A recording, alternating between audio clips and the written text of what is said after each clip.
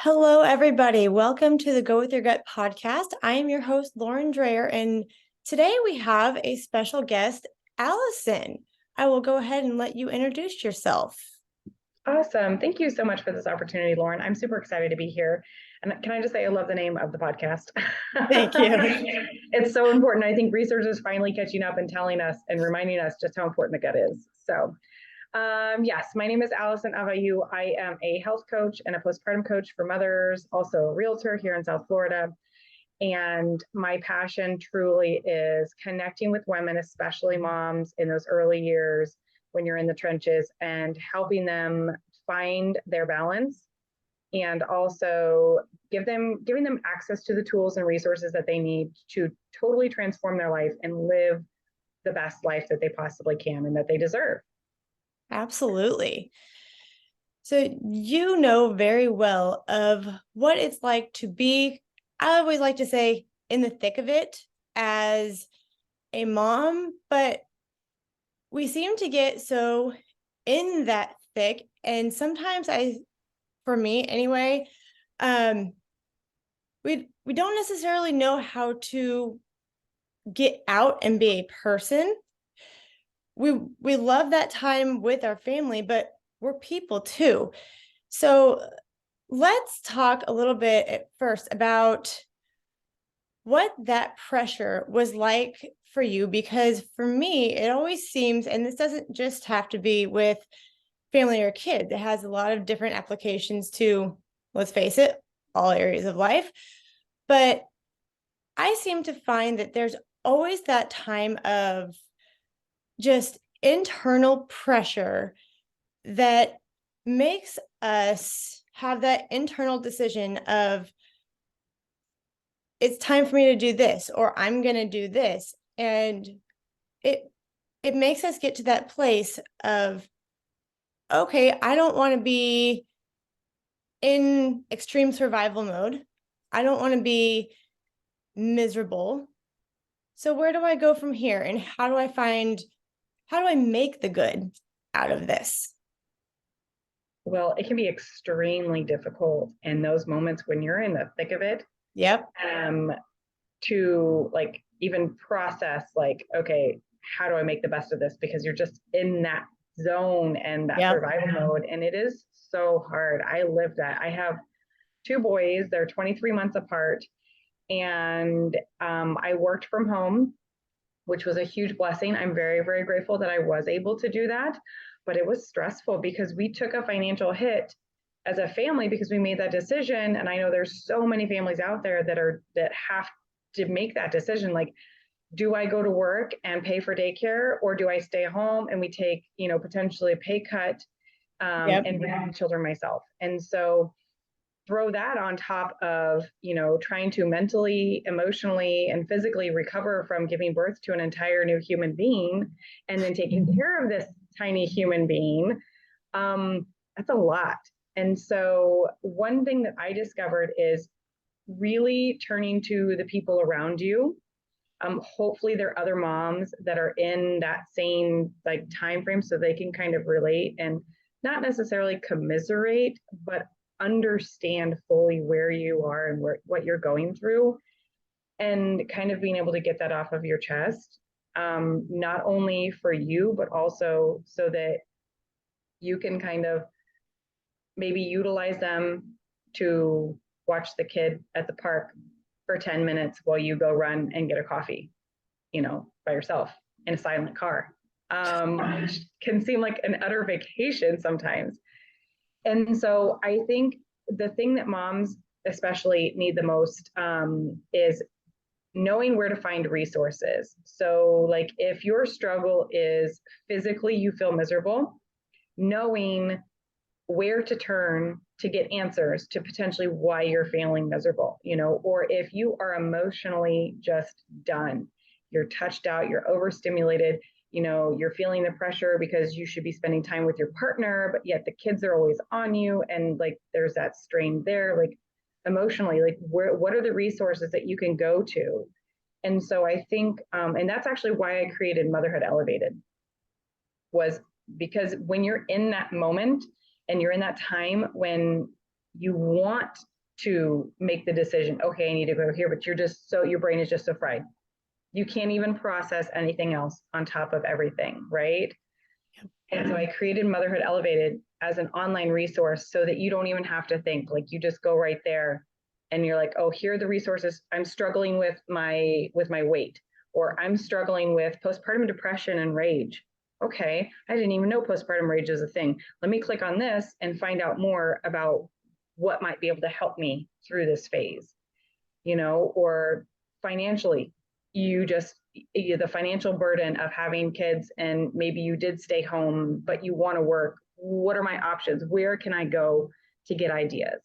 And I think that piece, having an idea of where to go and having easy links to resources, that would have saved me a lot of grief and struggle when I was in that phase. And so that for me, I think, is going to be the key to really helping women through those tough times and getting them to the point where they can peel back those layers and begin to trust themselves again, and not feel all of that like exterior pressure and feeling like they're pulled in a million directions, and being able to kind of recenter Yep. and go from there. And I think that's a huge thing because kind of like you were talking about, we get as like I've got two boys, mine are 16 months apart. Mm. Um,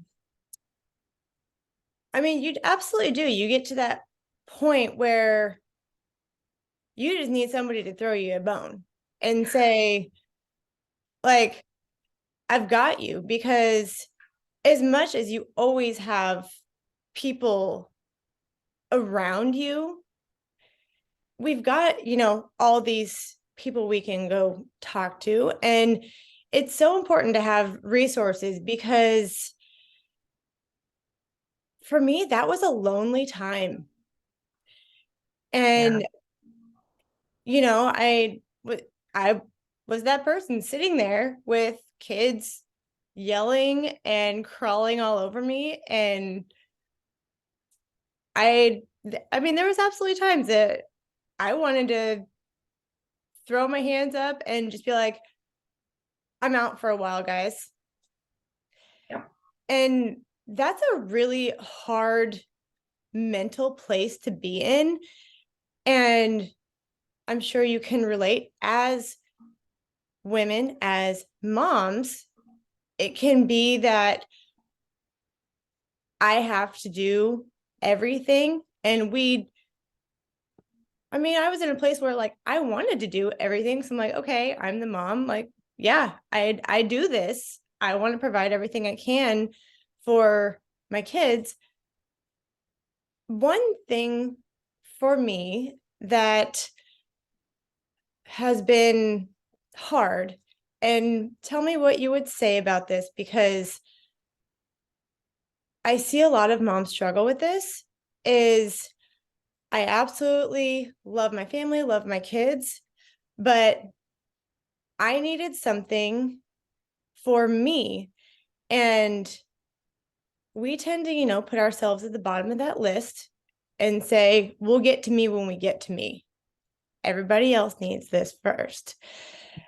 And I learned, it took me a while, but I learned that I had to say, I have to do some of these things for me, and enter extreme mom guilt, right?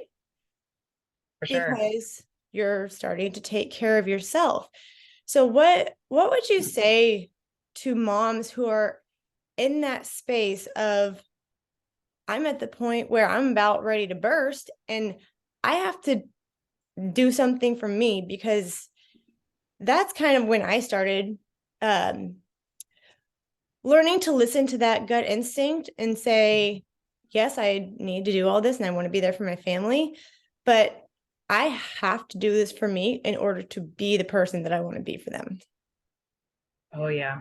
I can still feel that moment, Yeah. those moments, because let me tell you, it was like a long couple of years of that exact feeling.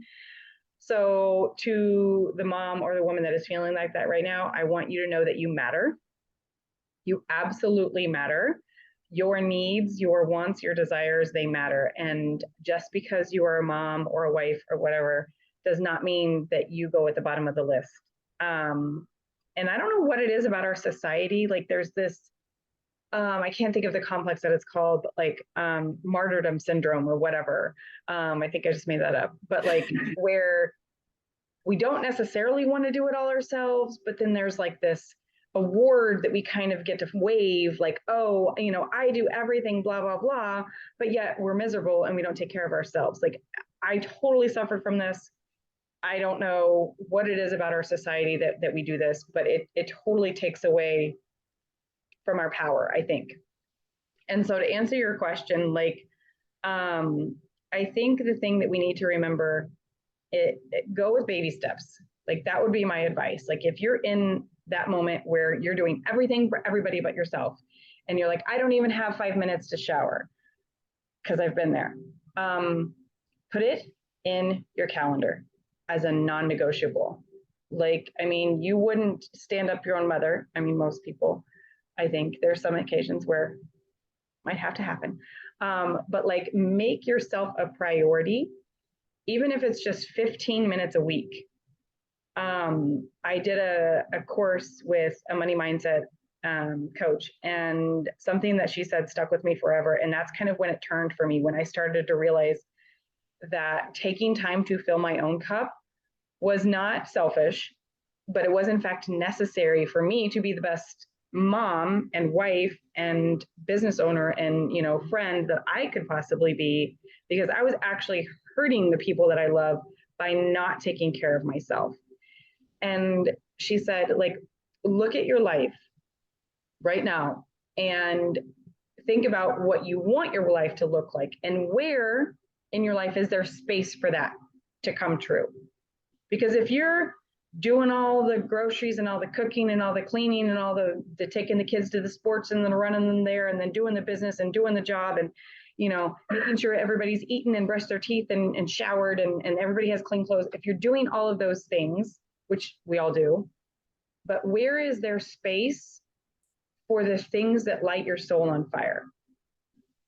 And where can you start setting boundaries and saying no, which is absolutely allowed and necessary, so that you can create space for the things that keep you flowing and happy and healthy.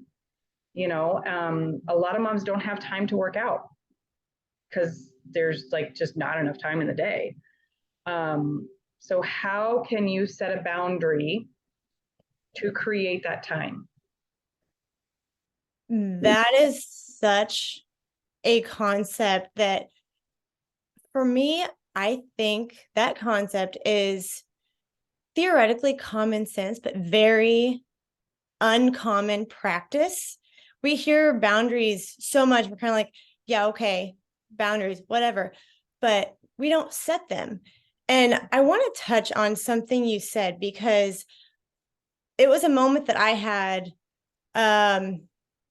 maybe a year and a half ago or so. And it ended up being an ego thing, as I figured out for me, but such an important step. And it gave me, again, all the mom guilt, but it also, I had to come to terms with the fact that I had to do what I needed to do for me.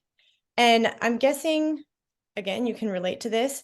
So I was home with my boys for 2 years. And at first, that's exactly what I wanted. And then I, somewhere in that 2 years, COVID included, something shifted. And I began to be a person that I didn't like. I didn't like for my family. And I had to, as I said, put my ego aside and say, I need something different. And it ended up being me going back to work, because I was like, I still have all these other things that I want to do. and I need some space. And that was a really hard thing for me to come to terms with. And somebody told me something, I don't remember who it was, around the time I decided to go back.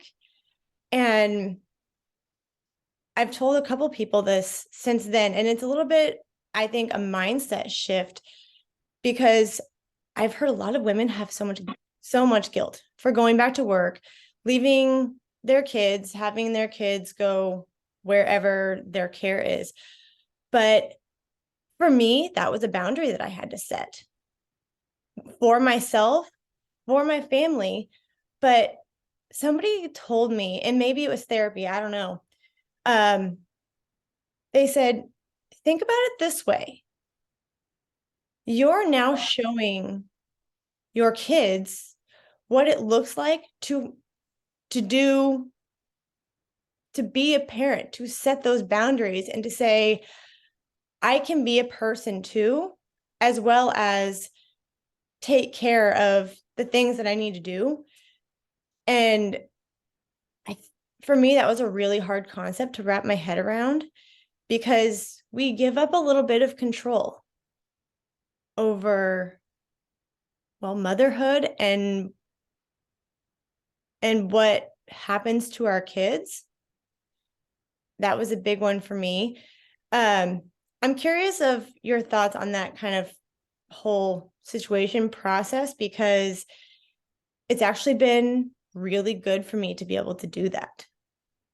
Oh, absolutely. I mean, the whole mom guilt. Oh, it's such an evil thing that unfortunately I don't think we can escape. Like, we just don't live in a society where not only are women and mothers supported, um, in a sense that like we're allowed to be that mom that's just like all about motherhood and loves to stay home or whatever, or be the mom that works and loves her job and loves her kids. Like there's guilt one way or the other, so there's no way around it, Yep. which is unfortunate. I went through that too. I went through that point where like I absolutely did want to be home with my kids and I loved it. And I loved that we could go to the park and they could play and I could squeeze some messages into my team, or I could be on a call with somebody, or do a quick phone interview while they played. You know, of course there's that noise in the background, but that's life and everybody knows it.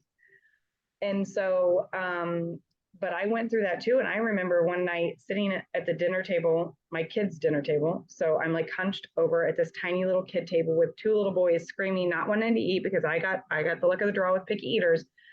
And I was utterly miserable and I was losing my mind and full on like mom rage, postpartum depression, like you name it, it was hardcore. And I called a friend of mine and I was like, you need to come over here, you know. And that was kind of like the turning point for me because I remember afterwards, she like kind of looked at me and was like, you're not okay. Like, you need to get out, you know. And so I think being able to take an honest look at where you are and your true feelings without judging them, um, is huge because I had to look at the fact that I had chosen to have children, I had chosen to stay at home and work, I had chosen to, you know, do all these things. And so I was living the life that I wanted, but like it wasn't looking how or feeling at all how I envisioned. And so I had to get honest with myself. Therapy would have been a good option for me. But like many of us, I did not go that route. And so I stumbled through. I did, instead, I reached out to friends and I connected with people on Instagram or, you know, whoever, and listened to podcasts and read books. And I absorbed things that way. It was a long route, but I think being able to kind of look in the mirror and journal, meditate, whatever it is that works for you that feels good, to kind of release some of that shame and guilt and judgment about how you're feeling and the situation you're in, and kind of getting to the bottom and then trusting your gut and knowing that whatever decision you make from there is going to be the right decision for you and your family. And it does not matter what anybody else says or thinks. That is the best for you. And I think that's huge to talk about. It doesn't matter what anybody else thinks. Um, I had, I don't know if I had a lot of people on the outside telling me what I shouldn't do. I'm sure that there were a lot, whether I made it up or not, because I do that. I had a lot of little tiny, those little tiny dang voices in my head saying, like, honestly, all the things, like telling me I wasn't good enough for, I don't even know what it was anymore, a lot of different things, or, Lauren, you're being a bad mom. You should be the person that wants to be home. You shouldn't be the person that is getting ready to blow up and explode. And like, who the heck are you now? And it was all that stuff swirling. And I'm sure that people on the outside, kind of like your friend, would be like, you're not okay. And actually, I think my husband did say that. But it it was that point in time where I'm like, okay, I like I have to do something. And one thing that really surprised me, I will say, is that the things that I ended up wanting to do were not what I used to like to do. And I was like, why can I not find something to make me happy? Like, a lot of people exercise. I exercise. I used to be um cross country, track and field. I didn't want to do any of that anymore, right? So the things that I used to do no longer were those things. So I found that I had to be really open to what moving forward looked like, because kind of like you said, it may not look like you think it's going to. And that's terrifying. That is terrifying, especially when you're like, I need something to change. And I think for me, I don't know about you, is that's when I kind of had that light bulb moment of, I'm going to figure out what this looks like for me, because I have no other choice. And it's in those difficult times where, in my case, I could barely breathe. And let's be honest, I probably wanted to punch my hole through a wall to say, how? What does this look like? And that for me was a true listen to that gut feeling moment. So how did you come out of that and say, here's what I'm going to do? Like, what did that look like for you? It was an interesting journey, to say the least.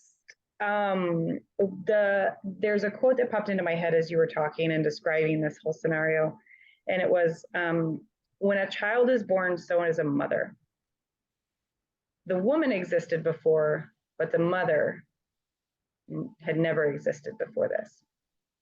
And that was something that really resonated with me when I had my first son. Because like, I watched my mom is a saint. She is the best mother and the best grandmother. Like, she was there for everything, like all the time. I don't know how she did it. She had 4 children. And but I knew, like, I still needed something for me. I knew that, like, I needed an outlet. Like I have huge dreams and goals and all these things that I want to accomplish. And I have two boys and I'm a mom, and that's one of them. And so I really struggled with, like you were talking about, like I have these things I want to do, but yet it doesn't look the same as it used to. And I don't know, I don't know, I don't know, I don't know, I don't know. And so a lot of that was reconnecting with like who this new version of me is and accepting that it looks different than the old me. Um, and that was a new, like I grew up Catholic, and but late, I mean, I haven't been super religious over the last decade. Um, and I started being, the universe was bringing all these like spiritual people to me. And so I started just kind of listening to different podcasts, and I read a Gabby Bernstein book, and then heard about Abraham Hicks. And so like I was just kind of following the breadcrumbs, right? And so things happen for a reason. People are put into our lives for a reason. And I think when you kind of pause and take a step back and just like kind of look at things, not with any judgment or anything, but just kind of like, okay, this person came in. I saw that book 3 times. Oh, I've heard this quote 4 times. Like, and just be aware and conscious that the stars are aligning, and there's the breadcrumb trail that you need to follow. And so for me, that looked like a book here. And then, oh, somebody recommended a podcast. And in the podcast episode, they talked about this book. And then I found this person scrolling on Instagram because all of a sudden I like this page over here. And just kind of following that path and knowing that the answer may never be clear. I met an astrologist, and it was so cool. I've never been into astrology, but I was like fascinated. And she was like, well, based on your planetary alignment, everything's just going to be cloudy for you for the rest of your life. That's just your story. So there's never going to be a clear-cut plan. I'm sorry. I know you're a type A person, but you're just going to have to roll with it. Oh, Yeah. I was like, not what I wanted to hear. So I have to, like, you have to learn to accept that the whole plan is not, may not for you be outlined. There may not be this pretty picture with the stones aligned and you're going to know, okay, step A, then there's B, then there's C. You may just have to take one at a time, and that's okay.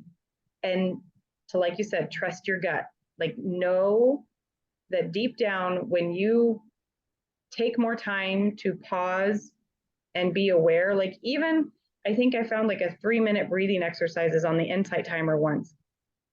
I think just doing that, like your kids are napping or they're watching Paw Patrol for the 50th time, take 3 minutes, take some deep breaths, connect with who you are. If you believe in God, whatever that is, just pause and connect and kind of see what comes to you and trust yourself, because you know.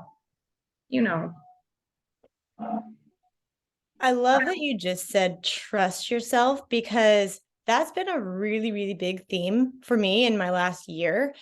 And I am 100% on board with like that whole journey, because that's essentially exactly how it happened for me as well. Um, I also grew up Catholic, and there for a while it was kind of like, okay, it is whatever. Mm-hmm. And it got to a point where I think it was um me having I was like I was ugly crying in my car, because why not? Yeah, And been there. I I just remember sitting there and I'm like help me with something, like I can't do this. And in that moment, like 10 minutes later, I was like, show me how to go forward. Show me how this needs to happen. And all of a sudden, intro to the conversation I needed to have. And I'm like, okay. I'm like, that was a heck of a, do you get it now, Lauren? kind of thing. And seriously, like that's how it's been. And I've been such a, I will get to this point. I'm going to make it happen. And we get so much in that, like, you get in that force mode. Like, I'm going to figure out how to make this happen. And having that fire is a good thing because there will be, things that come against you to say, I mean, anything and everything will be thrown at you to get you to let it go. But what else can you handle? Kind of thing. Mm-hmm. That's kind of been me lately. What else can you handle? And it was for me that kind of breadcrumb trail too. And it was the podcast, the other podcast. Um, I was joking about this with a presentation I did a couple weeks ago. I was scrolling through social media and it was a Joel Osteen book that came down my feed, and it was You're Stronger Than You Think. And I was like, okay, I'll bite, which then led me to his podcast. And it is what I listen to every single morning. And seriously, like, I just don't know. But I mean, it's that trusting that you'll figure it out because, I mean, what else do we do, right? Yeah. It's so true. And I think our lives are so busy. Yeah. We all have a million excuses, a Yeah. million reasons. And at the end of the day, if we pause and be more conscious and aware, that ability to trust your gut and know is going to be so clear. I never really meditated before, and back in May, I had just spent 2 months. Like previous to May, I had spent 2 months just in what I'm calling a spiritual awakening. Like it was, I was put through the ringer. There was insomnia. There was like literally hearing things in the middle of the night. Like I'm not even kidding. It was crazy. And I'm like, coming from a Catholic background, I'm like, this is weird. Yeah. My husband's like, you're a witch. I don't know what you're doing. Stop doing all that weird stuff. And I'm like, I don't know. Very interesting 2 months. And then I went to a friend. I was supporting a friend. She did a Reiki circle. I'd never done a Reiki circle. Didn't even really know what Reiki was. I was like, I'm open to it, and I'm meditating. And of course, in this Reiki circle, I would have been the last one that she was going to work with. So that means I had to sit there silently for like 45 minutes, which was brutal. I mean, I don't even like silent meditations to begin with, let alone meditations that are longer than like 10, 15 minutes. So I'm sitting there. And of course, God was like, no, you need to get uncomfortable. You need to be uncomfortable because I just need you to be patient. And so I was uncomfortable and I was there and I was just like trying to figure out like, what's my next move? Like, what am I being called for? Like, what is it? And it hit me like lightning. About 40 minutes in, I was like, oh my God. And it was just so clear as day. But the thing is, we never take the time to pause long enough to get those intuitive hits, to listen to the guidance, that's coming in from God, universe, whatever you want to call it. Yep. And so I think, like I said, just pausing and learning to like trust yourself, like the wisdom, the strength, it's all inside each one of us. And I think that's really, really what we need to focus on. Yes. Because I think we try to drown out a lot of the uncomfortable with Oh, yes. any noise that we can find. And I have found that I figure out where I'm supposed to go when I'm uncomfortable, Mm-hmm. honestly.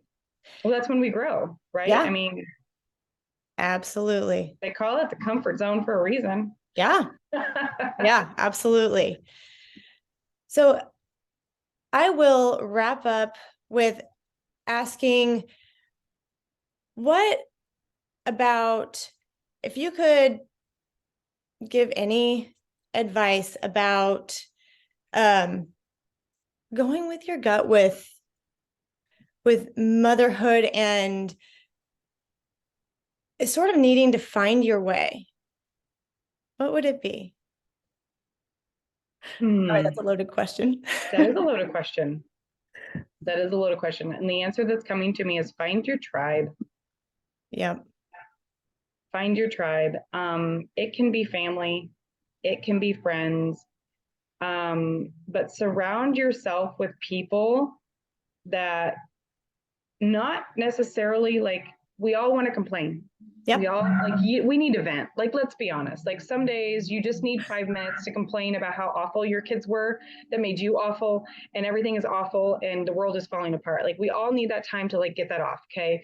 But surround yourself with people who are pushing you to be better, who are supporting you, like and understanding like this is a phase, this is a struggle. Yes, I get that. And are maybe are able to guide you. Yep. And that tribe can be hard to find. I found mine luckily by happen. I don't even know how it happened on Facebook, a Facebook group. And we met up. We were all baby wearing, breastfeeding, crunchy mamas. And that's how I found my tribe. And they saved my life. And Absolutely. probably, I don't think we would have survived.